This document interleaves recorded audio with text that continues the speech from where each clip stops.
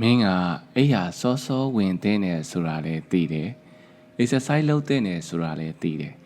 ဖုန်းကို short သုံးတဲ့နေပြီဆိုတာလေသိတယ်မင်းကိုစိတ်နာအောင်လုပ်နေတဲ့ relationship ကနေထွက်တဲ့နေဆိုတာလေသိတယ်ဒါပေမဲ့မင်းမလုံနိုင်ဘူးပြီးတော့ကိုစိတ်ပြက်လာတယ်ငါကပြင်းနေတာလားငါက will power မရှိတာလား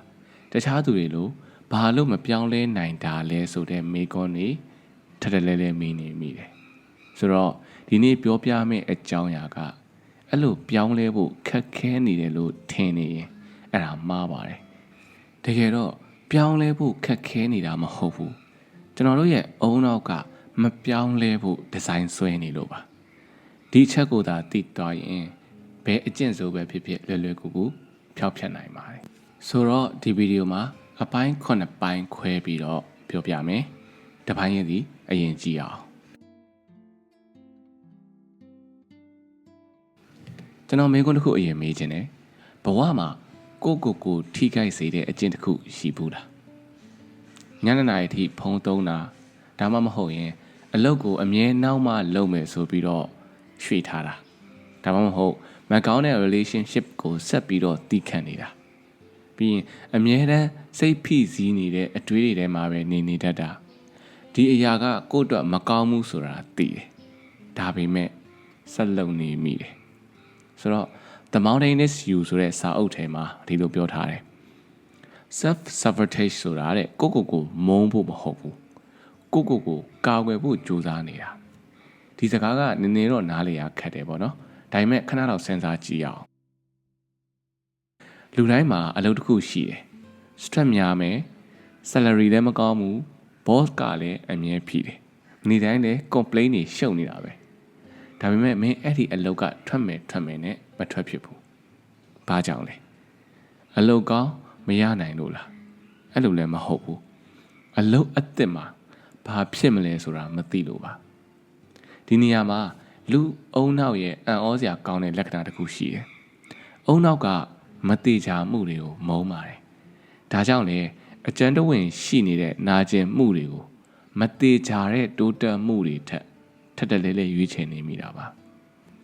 ဒါကြောင့် familial pain လို့ခေါ်တဲ့နာမှာဆိုတာကြိုသိနေတဲ့အရာကိုယ်နဲ့ရင်းနှီးပြီးသားနာကျင်မှုတွေကို unfamiliar group လို့ခေါ်တဲ့ကိုမရင်းနှီးသေးတဲ့မတိချာတဲ့တိုးတက်မှုတွေနဲ့ရှင်ပြီးတော့ရွေးနေကြတာပြီးတော့လူအများစုက unfamiliar group တွေကိုရွေးရမှာကြောက်ကြပါတယ်ဆိုတော့ part 3အုံနောက်ကဘာကြောင့်ဒီလိုလုပ်တာလဲလွန်ခဲ့တဲ့နှစ်ပေါင်းများစွာကလူသားတွေက survival အတွက်နေထိုင်ခဲ့ရတယ်တောထဲမှာအတန်တစ်ခုကြားရရင်ဒါကစူးစမ်းဖို့မဟုတ်ဘူးထွက်ပြေးဖို့လိုတယ်ဆိုတဲ့အသည့်တစ်ခုကိုတွေ့ရင်စမ်းသပ်ဖို့မဟုတ်ဘူးသတိထားဖို့လိုတယ်ဆိုတဲ့အသည့်ဒီ survival system ကဒီနေ့အထိရှိနေသေးတယ်ဒါကြောင့် career ပြောင်းမယ် business စမယ် relationship ကနေထွက်မယ် gym ဆော့မယ်စသဖြင့်ပေါ့အဲ့လိုအချိန်တွေမှာဆိုရင်အုံနောက်က alarm ထက်လာတယ်အနေရရှိနိုင်တယ်မလုံးနဲ့လက်ရှိအတိုင်းနေလိုက်ဆိုပြီးတော့ပြောလာတယ်ဒီတော့သင်ကပြင်းနေတာမဟုတ်ပါဘူးမင်းရဲ့ survival brain ကအလုပ်လုပ်နေတာပါဆိုတော့ path for self sabotage ဆိုတာပါလေ self sabotage ဆိုတာအောင်မြင်ခြင်းနဲ့ဒါပေမဲ့အောင်မြင်ဖို့လိုတဲ့အရာတွေကိုမလုပ်ဘူးပျော်ရွှင်ခြင်းနဲ့ဒါပေမဲ့ပျော်ရွှင်မှုကိုဖျက်ဆီးတဲ့အရာတွေကိုပဲလုပ်နေမိတယ်အဲ့လိုပဲဒါကအဓိပ္ပာယ်မရှိဘူးလို့ထင်ရတယ်ဒါပေမဲ့အောက်မှာကြောက်စိတ်တစ်ခုကလည်းရှိနေပြန်တယ်ငါမအောင်မြင်ရင်ဘယ်လိုလုပ်မလဲငါပြောင်းလဲပြီးတော့မှပိုဆိုးသွားရင်ဘယ်လိုလုပ်မလဲငါကတိုးတက်ဖို့မလုံလောက်ဘူးဆိုရင်ဘယ်လိုလုပ်မလဲဆိုတော့ဒီကြောက်စိတ်တွေကိုမကြည့်ကျင်တော့တဲ့အခါအုံနောက်ကအကျင့်ဟောင်းစီကိုပြန်ပို့တယ်အဲ့လိုနဲ့ပဲအကျင့်ဟောင်းနေစီမှာပဲတဝဲဝဲလေးဖြစ်နေတော့တယ်ဆိုတော့ဘယ်လိုမျိုးပုံစံပြောင်းလဲကြမလဲဒီနေရာမှာကျတော့ part 5အနေနဲ့ atomic habit ရဲ့အရေးကြီးဆုံး lesson တစ်ခုကို apply လုပ်ချင်တယ် James Clear ကပြောတယ်လူတွေက result ကိုပြောင်းချင်ကြတယ်ဒါပေမဲ့ identity ကိုမပြောင်းချင်ကြဘူးတဲ့ဥပမာပြောရမယ်ဆိုလို့ရှိရင်ကျွန်တော် weight short ချင်တယ် weight ချချင်တယ် ဒါက result ကျွန်တော်ကကျမ်းမာရေးလူတစ်ယောက်ဖြစ်ချင်တယ်ဆိုရင်ဒါက identity အဲ့လိုပဲ exercise လုပ်တာကခက်ခဲတာမဟုတ်ဘူး exercise လုပ်တဲ့လူတစ်ယောက်ဖြစ်လာဖို့ကသာခက်ခဲနေတာပါအဲ့လိုပါပဲစာဖတ်တာကလည်းခက်ခဲနေတာမဟုတ်ဘူးစာဖတ်တဲ့လူတစ်ယောက်ဖြစ်လာဖို့ကခက်ခဲတာဆိုတော့ပြောင်းလဲမှုတိုင်းက action မတိုင်ခင်မှာ identity ကိုစိန်ခေါ်ပါတယ်ဆိုတော့ဒီစိန်ခေါ်မှုမှာဆွဲမြဲအောင်ဘယ်လိုလုပ်ကြမလဲ Persist neuroplasticity Andrew Huberman ကပြောတဲ့ concept ကိုရှိတယ် neuroplasticity တဲ့အုံနောက်ကပြောင်းလဲနိုင်တယ်ဒါပေမဲ့ repeated experience ရှိဖို့လိုတယ်တဲ့တရက်ကျင်သွားတာနဲ့မပြောင်းလဲဘူးတရက်စာဖတ်တာနဲ့မပြောင်းလဲဘူးအဲ့လိုပဲတရက်ကလေး early sleep လုပ်လိုက်တာနဲ့လည်းမပြောင်းလဲဘူးဒါပေမဲ့နေ့တိုင်းနည်းနည်းစီလှုပ်သွားရင်တဲ့အုံနောက်ကလမ်းကြောင်းအသစ်ကိုစောက်သွားတယ်ဒီနေ့ခက်ခဲနေတဲ့အရာကတစ်နှစ်လောက်ကြာသွားတဲ့အခါမှာပုံမှန်ဖြစ်သွားတယ်ဒါကြောင့်ပြောင်းလဲမှုက well power gain ကနေလာတာမဟုတ်ဘူး repetition game ကနေလာတာပါ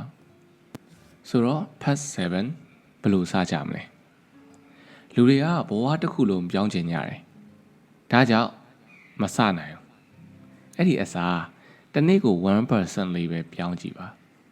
ဂျင်မသွားတိုင်သေးဘူးလား9မိနစ်ပဲလမ်းလျှောက်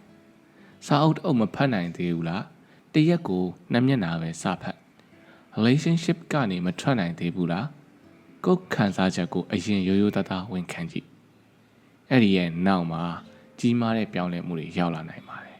အဲ့ဒီလိုပဲကြီးမားတဲ့ပြောင်းလဲမှုတွေကလည်းသေးငယ်တဲ့ဆုံးဖြတ်ချက်တွေကနေစပါတယ် butterfly effect လို့ပေါ့ဆိုတော့ညီကုံချုပ်အနေနဲ့ပြန်ပြောရမယ်ဆိုရင်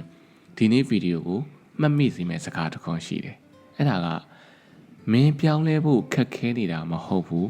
မင်းရဲ့အုံနောက်ကမပြောင်းလဲဖို့ကြိုးစားနေတယ်ဆိုတဲ့အသည့်လေးပါအဲ့ဒါလေးကိုကသတိကတ်သွားမယ်ဆိုလို့ရှိရင်ကိုယ့်ရဲ့အုံနောက်ကိုဘယ်လို tricky လုပ်မလဲဆိုတာစစဉ်းစားလို့ရပြီဒါပေမဲ့အုံနောက်ကပဲပြန်လဲသိယူနိုင်တယ်အဲ့ဒီအုံနောက်ကပဲလမ်းကြောင်းအသစ်တွေဖန်တီးနိုင်တယ်အဲ့ဒီအုံနောက်ကပဲမင်းရဲ့ဘဝကိုပြောင်းလဲပြနိုင်တယ်ဒါကြောင့်ကိုကနောက်ကျနေတာမဟုတ်ဘူးကိုကပြက်စီးနေတာမဟုတ်ဘူးကိုယ့်ရဲ့အုံနောက်ကအဟောင်းကြီးကိုဖတ်တွေ့ထားလို့မလို့ပါဆိုတော့အခုချိန်မှာအဲ့ဒီအဟောင်းတွေကိုနည်းနည်းချင်းစီလွတ်ချပြီးတော့